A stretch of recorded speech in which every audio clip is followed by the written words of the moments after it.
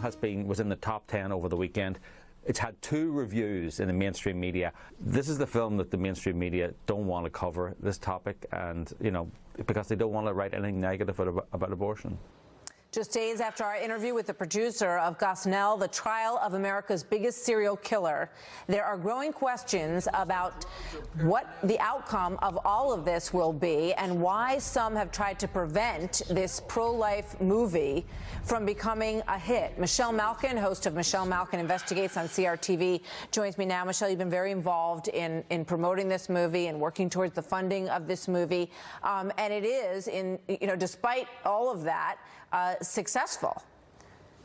It is. It has been. It's a remarkable achievement, and it's a testament to the force of nature that Phelan McAleer, who you just showed, and McElhaney, their whole team, and a lot of very brave people in Hollywood, some of them still underground, and a lot of them, of course, the cast and crew who bravely put their names and reputations and careers on the line to tell the truth about what happened in Philadelphia. It was an absolute horror. It was a massacre on the size and order and proportion and barbaric nature of some of the worst serial killers in America.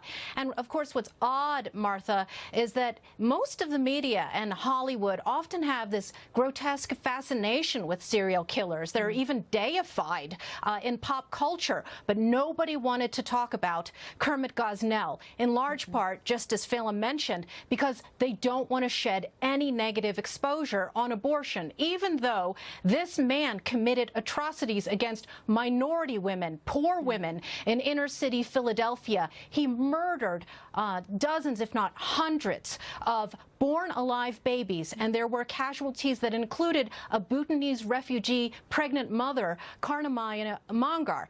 And there were multiple government agencies that sat by and did nothing, even though they were aware because they were terrified to touch an abortion clinic because they wanted to make sure that that right was protected. But this is such an important story. And to me, one of the most powerful facts is that all the jurors on the case had to be pro-choice in order to be put on the jury because they wanted them to have that perspective. And as I understand it, every single one of them became pro-life afterwards.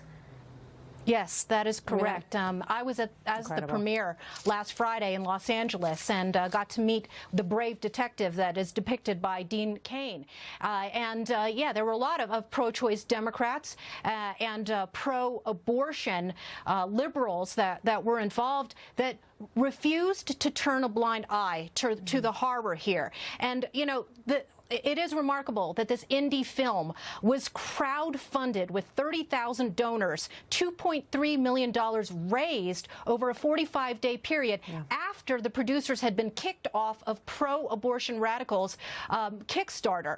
You know, even in the lead-up to the premiere, you had Facebook banning promotion of ads. You had NPR censoring the description, the clear and plain description of Kermit Gosnell as, yes, an abortion doctor. And you've had a code of silence by Hollywood film critics, and yet the word continues to spread as we enter the second weekend for this movie. Yeah.